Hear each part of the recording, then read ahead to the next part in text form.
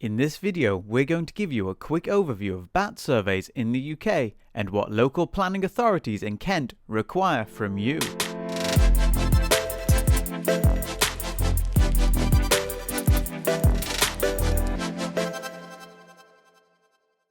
In short, a bat survey is carried out primarily to discern if there is or isn't a bat roost present in your property or development site. But the survey also provides information on the species of bat if the roost is active and the features that might be attracting them to your property.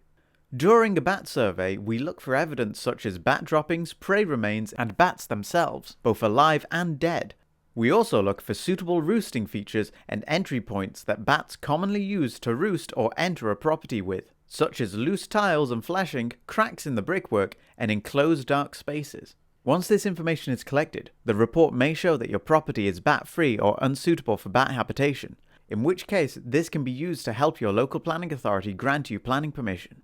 However, if a bat roost has been found or there is a likelihood of bat activity, further bat emergence surveys will be needed, after which advice on mitigating the effects on present bat roosts may be given. Advice offered may be moving the bats to a nearby suitable habitat or putting up bat boxes near the site, encouraging them to move roosts. A license will be required before you disturb a bat roost, and Arbtech can advise on this.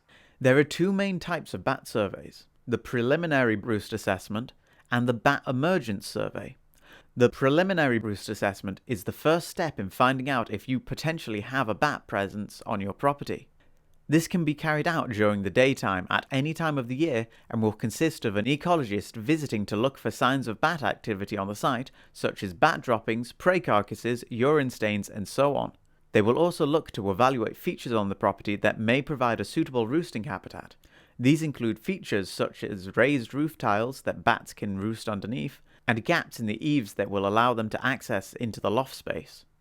This survey will grade your property from negligible, low, moderate, or high potential for bats. The outcome will determine if you need an emergent survey and how many you may need. If you have a negligible potential for bats, the ecologist will have found no evidence of bat activity or potential roost habitats. This may be all you need to provide to your local planning authority to help show your development will not negatively affect local bat roostings or habitat. For low to moderate, where potential roosts have been identified, you have to go on to have at least one emergence survey performed. High potential sites where evidence of bats has been observed will require at least 3 bat emergence surveys to assess the activity of bats in the area. If an emergence survey will be needed, this may be carried out during dusk or dawn between the months of May and September, and is to help to determine if the roost is active, the species that are using it, and the size of the bat colony. This information is used to determine the right kind of mitigation. Kent is home to 14 of the 18 bat species native to the UK, ranging from the common pipistrelle to the greater horseshoe bat, an exceptionally rare species that recently returned to the country after an absence of over 100 years. Local authorities are eager to protect them and reverse the decline we've seen in wildlife, including bats, over the last several decades. Dover District Council in particular have identified a need to go further than the legal protection offered by the law and the provisions in the local plan. Consequently, the council are working closely with partner organisations on the Kent Biodiversity Action Plan to set targets to expand the diversity of habitats. Naturally, this will have implications for both developers and homeowners seeking to make the most of their property or site.